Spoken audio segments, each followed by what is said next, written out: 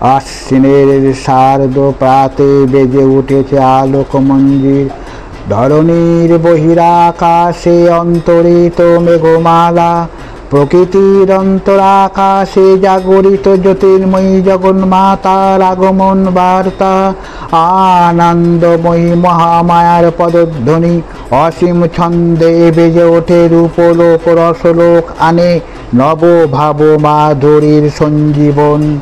তাই আনন্দে তার শ্যামলী মাতৃকার চিন্ময়ীকে মিন্ময়ীতে আবাহন। আজ চিৎ শক্তিরূপিণী বিশ্বজননীর শারদ স্মৃতিমণ্ডিতা প্রতিমা মন্দিরে মন্দিরে ধ্যান বোধিতা।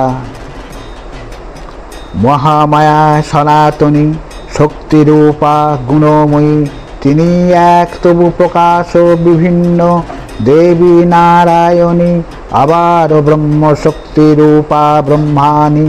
কখনো মহেশ্বরী রূপে প্রকাশমালা, কখনো বা নির্মলা কুমারী রূপধারিণী, কখনো বা মহাবজ্ররূপিণী ঐন্দ্রী, উগ্রা শিবদূতী নিমুণ্ডমালিনী চামুণ্ডা। তিনি আবার তপময়ী নিয়তি। এই সর্বপ্রকাশমালা মহাশক্তি পরমা প্রকৃতির আবির্ভাব হবে, সপ্তলোক তাই আনন্দমগ্ন। হে ভগবতী মহামায়া, তুমি ত্রিগুণাত্মিকা। তুমি রজগুণে ব্রহ্মার গৃহিণী বাগদেবী, সত্যগুণে বিষ্ণুর পত্নী লক্ষ্মী, তমগুণে শিবের বনিতা পার্বতী। আবারও ত্রিগুণাতীত তুরীয়াবস্থায় তুমি অনির্বাচনীয় অপার মহিমময়ী পরব্রহ্ম মহিষী, দেবী ঋষি কাত্যায়নের কন্যা কাত্যায়নী। তিনি কন্যা কুমারী আখ্যাতা দুর্গী, তিনি আদি শক্তি আগম প্রসিদ্ধ মূর্তিধারী দুর্গা। তিনি দাক্ষায়ণী সতী দেবী দুর্গা। নিজ দেহ সম্ভূত তেজ প্রভাবে শত্রু দহন কালে অগ্নিবর্ণা অগ্নিলোচনা। তিনি আবার বৃন্দবাসিনী মহিষাসুর মর্দিনী। এই উষা লগ্নে হে মহাদেবী, তোমার উদ্বোধনে বাণীর ভক্তিরস পূর্ণ বরণ কমল অলোক শতদল মেলে বিকশিত হোক দিকে দিগন্তে। হে অমৃত জ্যোতি মোহনসিনী, হে মা দুর্গা, তোমার আবির্ভাবে ধরণী হোক প্রাণময়ী। জাগো তুমি জাগো, জাগো দুর্গা, জাগো দশ প্রহরণ ধারিণী। অভয়ার শক্তি বল প্রদায়িনী, তুমি জাগো, জাগো তুমি জাগো। দেবী চণ্ডিকা সচেতন চিন্ময়ী, তিনি নিত্যা, তার আদি নেই অন্ত নেই, তার প্রাকৃত মূর্তি নেই। এই বিশ্বের প্রকাশ তার মূর্তি, নিত্যা হেও অসুর খ্রিস্ট দেবতা রক্ষণে তার আবির্ভাব হয়।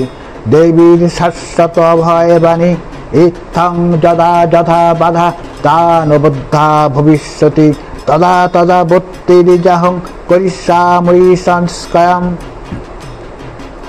পূর্বকল্প অবসানের পর প্রলয়কালে সমস্ত জগৎ যখন কারণ শরীরে পরিণত হল, ভগবান বিষ্ণু অখিল শক্তি ও প্রভাব সংগত করে সেই কারণ সমুদ্রে রচিত অনন্ত শয্যার পরে যোগ নিদ্রায় হলেন অভিভূত। বিষ্ণুর যোগ নিদ্রার অবসানকালে তার নাভিপদ্ম থেকে জেগে উঠলেন ভাবী কল্পের সৃষ্টি বিধাতা ব্রহ্মা। কিন্তু বিষ্ণুর কর্ণমল জাত মধু কৈটব ওষুধোদয় ব্রহ্মার কর্ম অস্তিত্ব বিনাশে উদ্যত হতে পদ্মজনী ব্রহ্মা যোগ নিদ্রায় মগ্ন সর্বশক্তিমান বিশ্বপাতা বিষ্ণুকে জাগরিত করবার জন্য জগতের স্থিতি সংহারকারিণী বিশ্বেশ্বরী জগজ্জননী হরিনেত্র নিবাসিনী নিরুপমা ভগবতীকে স্তব মন্ত্রে করলেন উদ্বোধিত। এই ভগবতী বিষ্ণু নিদ্রা রূপা মহারাত্রি যোগ নিদ্রা দেবী। তখন প্রলয়ান্ধকার রূপিণী তামসী দেবী এই স্তবে প্রবুদ্ধা হয়ে বিষ্ণুর অঙ্গ প্রত্যঙ্গ থেকে বাহির হলেন। বিষ্ণুর যোগ নিদ্রা ভঙ্গ হল। বিষ্ণু সুদর্শন চক্র চালনে মধুকৈটবের মস্তক ছিন্ন করলেন। পুনরায় ব্রহ্মা ধ্যান মগ্ন হলেন। কালান্তরে দুর্ধর্ষ দৈত্যরাজ মহিষাসুরের পরাক্রমে দেবতারা স্বর্গের অধিকার হারালেন। অসুরপতির অত্যাচারে দেবলোক বিষাদ ব্যথায় পরিম্লান হয়ে গেল। দেবগণ ব্রহ্মার শরণাপন্ন হলেন। ব্রহ্মার বরে মহিষাসুর অপরাজেয়। তাঁর দ্বারা দৈত্যরাজের ক্ষয় সম্ভবপর নয় জেনে তারই নির্দেশে অমর বিন্দু কমলজনী বিধাতাকে মুখপাত্র করে বৈকুণ্ঠে গিয়ে দেখলেন হরিহর আলাপনে রত। ব্রহ্মা সম্মুখে নিবেদন করলেন মহিষাসুরের দুর্বিষহ অত্যাচার কাহিনী। স্বর্গভ্রষ্ট দেবতা কুলের এই বার্তা শুনে শান্ত যোগীবর মহাদেবের সুগৌর মুখমণ্ডল ক্রোধে রক্ত জবার মতো রাঙা বরণ ধারণ করলে। আর শঙ্খ চক্র গদা পদ্মধারী নারায়ণের আনন থেকে ভ্রুকুটি কুটিল হয়ে উঠল। তখন মহাশক্তির আহ্বানে গগনে গগনে নিনাদিত মহাশঙ্খ। বিশ্বজনী বিষ্ণু রুদ্রের বদন থেকে তেজ